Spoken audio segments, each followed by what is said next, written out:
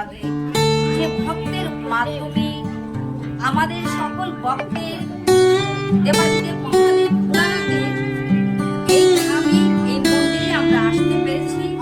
আমরা সবাই অন্তর থেকে সেই ভক্তকে আমরা প্রাণ করে আশীর্বাদ করব। ভগবান যেন এই ভক্তের ডাকে ভগবান সারা দিয়েছেন ভক্তদেরকে। ভগবান স্থাপিত রয়েছেন মন্দিরে, আর আজ ভক্তগণ সংস্থাপিত হয়েছে। তো যেখানে ভগবান রয়েছেন সেখানে ভক্তগণ থাকবে। ভগবান কখনো ভক্ত ছাড়া মুহূর্ত সময় থাকবে। সেই জন্য ভক্ত এবং ভগবানের মিলন স্থানই হয় মধুর বৃন্দাবন। আমরা আজ সেই নব বৃন্দাবনে আমরা উপস্থিত হয়েছি। ভগবানের নামে এসেছি, ভগবানের অমৃতময় কথা শ্রবণ করব। এই হৃদ মন্দিরে দরজা খুলে দিই, যে দরজা খুলে দিয়ে আমরা বসবো, যাহাতে ভক্তি নামক মহারানী আমাদের প্রত্যেকের হৃদ মন্দিরে বসে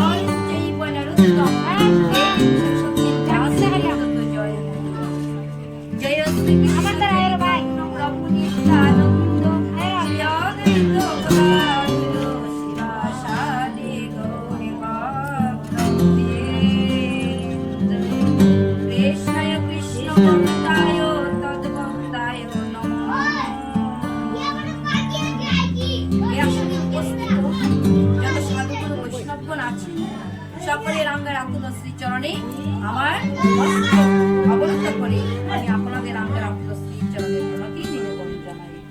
প্রণতি নিবেদন করি। এই আসলে সকল সাধুগুরু বৈষ্ণবের শ্রীচরণে আপনারা কৃপাযুত হয়ে আমার মধ্যে অদ্ভুতকে আশীর্বাদ প্রদান করিবেন।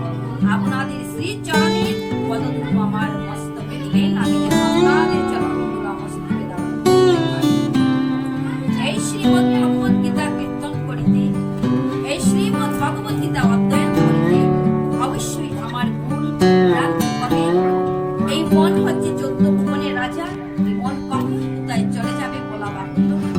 সেই জন্য আপনাদের কাছে আমি প্রার্থনা করছি, আপনারা কৃপাযুত হয়ে আমার মতো অধমকে আশীর্বাদ প্রদান করিবেন, যেন আপনাদের মতো সাধুগুরু বৈষ্ণবের আত্মা শ্রীচরণ আমি জনমে জনমে মাপিতে পারি। পদ্মায় ক্ষেত্র ক্ষেত্রজ্ঞ অর্জুন বাস প্রাকৃতিক পুরুষঞ্চৈব ক্ষেত্রং ক্ষেত্রজ্ঞমেব চ এতো দেবদেব জামি জ্ঞানং জ্ঞেয়শ্চ কেশব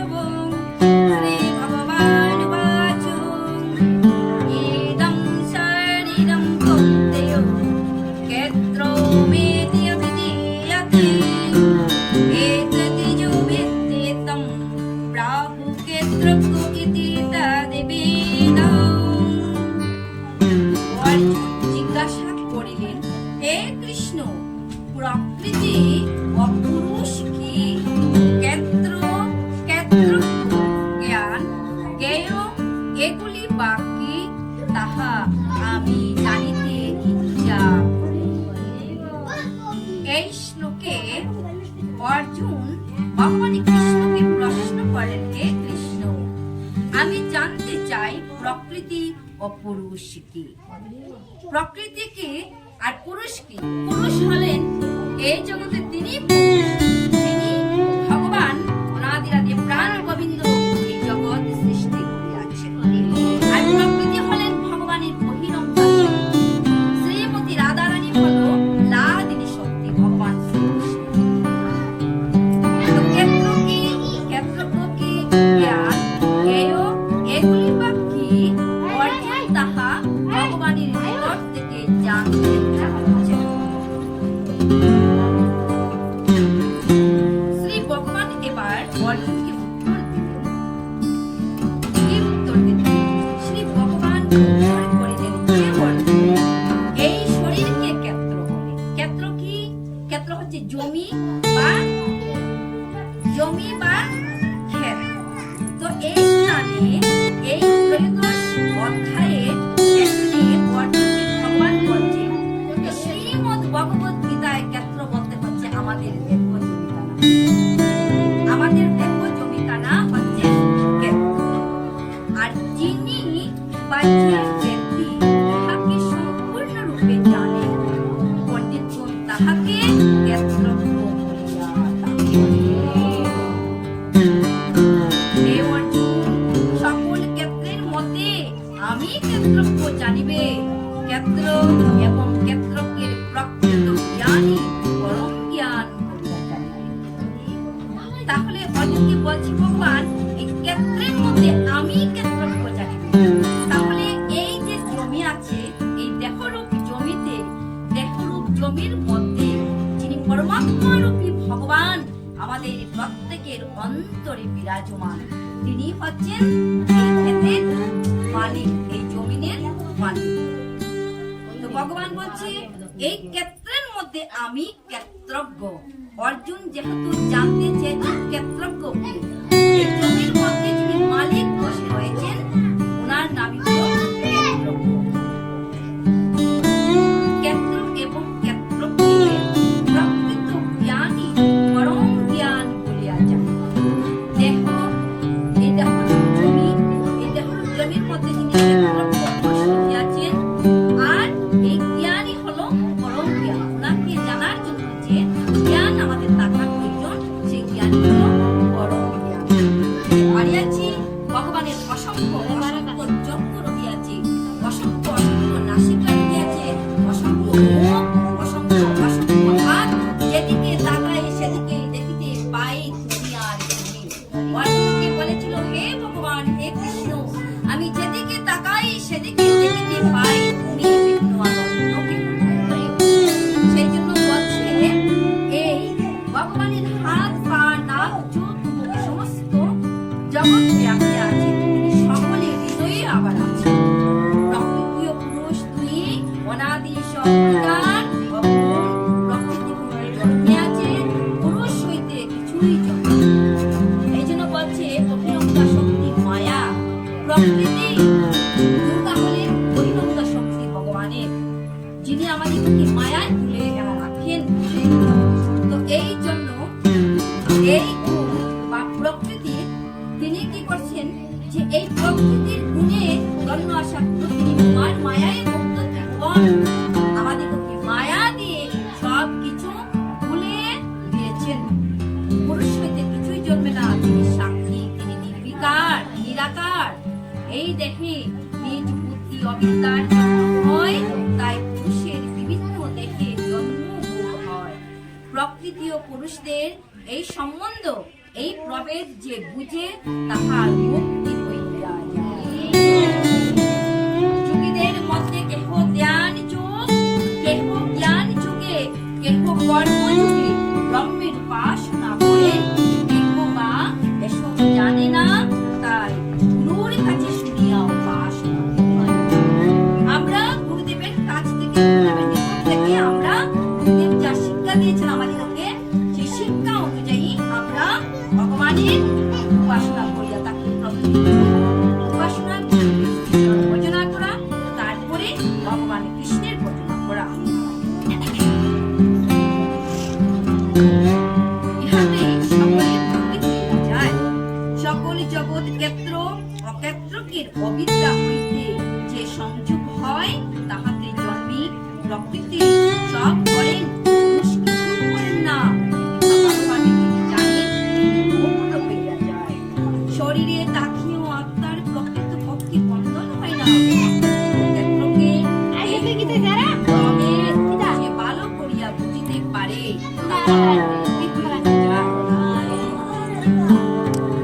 আজ যিনি ভগবানের রূপ, যেমন ভগবান আমরা দুধ মনে করিতে পারি, দুধ থেকে দই হয়, সেই দইটাকে যখন আমরা পাতি, সেই দইটাকে যখন আমরা মন্থন করি তখন মাখন তৈরি হয়।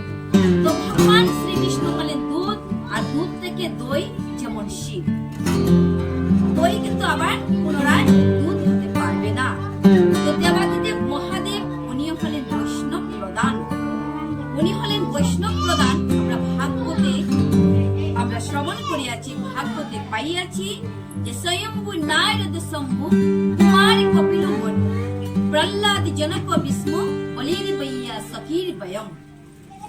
ব্রহ্মা পরম পিতা ব্রহ্মা, দেবাদিদেব মহাদেব, ভোলানাথ, ওনারা হলেন দ্বাদশ বৈষ্ণব। সেই জন্য দেবাদিদেব মহাদেব ভোলানাথ তিনি দ্বাদশ বৈষ্ণবের মধ্যে অন্যতম। আমরা ভোলানাথের কাছে ওনাকে করি, ভক্তি করি, প্রার্থনা করি, ভোলানাথকে জল প্রদান করি। আমরা বেলপাতা, ফুল, জল ইত্যাদি প্রদান করিয়া থাকি। ভোলানাথকে আমরা ভজনা করিয়া থাকি। শিব চতুর্থী দিবসে, শিব চতুর্থীতে আমরা ভোলানাথের উপর সকল ভক্তগণ জল প্রদান করিয়া থাকি। এই ভোলানাথকে জল প্রদান করিলে বৈষ্ণব আমাদের উপরে কৃপা করেন, কারণ তিনি হলেন বৈষ্ণব প্রধান, বৈষ্ণবের মধ্যে অন্যতম। তাই ভোলানাথের ভোলানাথকে ভক্তি করার প্রয়োজন রয়েছে, কারণ আমরা সুচারু রূপে, পূর্ণাঙ্গ রূপে এখন আমরা ভক্ত হতে পারিনি। তাই ভক্তের ভক্ত হতে চেষ্টা করছি, ভক্তের ভক্ত হতে চেষ্টা করছি। ভগবানের ভক্ত হলেন বৈষ্ণব, সেই জন্য বৈষ্ণবের চরণ বন্দনা করছি। বৈষ্ণবী যদি কৃপা করেন তাহলে আমাদের হয়তো বা মুক্তি হইবে। আজ শ্রীমদ্ ভগবত গীতা ত্রয়োদশ অধ্যায় এত দূরে আজ সমাপ্ত হলো। আর কৃষ্ণ প্রেম অনুরাগে সকল গৌর ভক্ত বৃন্দগণ একবারে প্রেমানন্দে বাবু প্রেমানন্দে। শ্রীমদ্ ভগবত গীতা মহাত্ম্য। ওম ভগবতে বাসুদেবায়, ওম নমো ভগবতে বাসুদেবায়, ওম নমো ভগবতে বাসুদেবায়। ঋষি উবাচ গীতায়াশ্চৈব মাহাত্ম্যं যথাবৎ শ্রুতমে বদং পুরাণায়ণ ক্ষেত্রে ব্যাসেন মুনিনোদিতং। শ্রুত উবাচ ভদ্রং ভগবতা কৃষ্ণং যতে গুণতাম পরম সত্যকেন তদ্ভক্তং গীতা মহত্তম। কৃষ্ণ জানাতি বৈ সম্পদং বিদ্যকুন্তি শ্রোতাফলং। ব্যাস বা ব্যাসপুত্র বাচকবল্কতমৈথিলাং। অন্যে শ্রাবণতো শ্রুতা লেশং সংকীর্তয়ন্তি চ। তস্মাদ্ কিঞ্চিৎ পদং মাত্র ব্যাসস্মন্নয়া শ্রুতং। সর্বোপনিষদকাপদুক্তা গোপালনন্দনং। পার্থো বৎসসুধৈর্ভুক্তা দুগ্ধং গীতামৃतं মহৎ। শরৎমর্জুন শারদগর্ভনিহিতমৃतं তদং। যুগত্রয়ं মুপারয় তস্मै কৃষ্ণায় নমো নমঃ।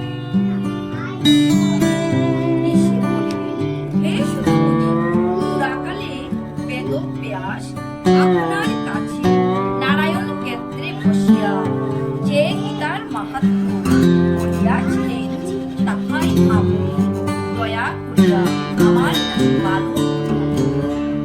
সুতমুনি বলিলেন, আপনি বালকতাই বলিতে বলিয়াছেন, তবে গীতার গুণের কথা অসাধারণ আর পরম গোপনীয়, সেই কথা বলিবার ক্ষমতা কার আছে? সেই কথা বলার মতো ক্ষমতা কাহারও নেই।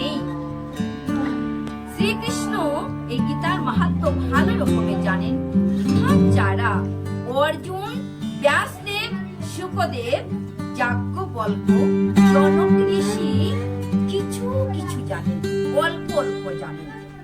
ইহা ছাড়া যাহারা বলেন তাহারা পরের কাছে শুনিয়া সামান্যই বলিতে পারে। যাহা হোক, আমি ব্যাসদেবের মুখে যেমন শুনিয়াছি তেমনি আপনার কাছে বলিতেছি শুনুন। সমস্ত উপনিষদ হইল গাবি, শ্রীকৃষ্ণ হইলেন রূপ, সেই গাবি তিনি ভ্রমণ করেন। অর্জুন সেই গাবির বাছুর, আর দুধ হইল শ্রেষ্ঠ শাস্ত্র। এই অমৃত পান করিলে অন্তিম কালে বৈকুণ্ঠে তার গতি। শ্রীকৃষ্ণ অর্জুনের সারথীর কাজ করিয়া সে গীতার অমৃত তিন জগতের উপকার করার দান করেছে। সর্বমর্ত পাতাল, যাহাতে এই তিন লোকের উপকার হয়, সেই জন্য তিনি এই শ্রীমদ্ ভাগবত গীতার অমৃত আমাদেরকে দান করেছেন। সেই গীতার শ্রীকৃষ্ণ, যিনি গীতা আমাদিগকে দান করেছেন, সেই শ্রীকৃষ্ণ রূপ নরব্রহ্মকে আমরা সকল ভক্ত আপন আপন মস্তক অবনত করে আমরা সবাই শ্রীমদ্ ভগবত গীতার 18টি গোপন নাম রয়েছে। সেই 18টি গোপন নাম বা গুহ্য নাম আমরা সবাই বলব আপন আপন। গঙ্গা, গীতা, সাবিত্রী, সীতা, সত্তা, পতিব্রতা, ব্রহ্মাবলী, ব্রহ্মবিদ্যা, ত্রিসন্ধ্যা, মুক্তিকেহিনী, অর্ধমাত্রা, চিদানন্দা, ভবগিনী, ভ্রান্তি নাশিনী, বেদত্রয়ী, পরানন্দা, দত্তার্থ, জ্ঞান।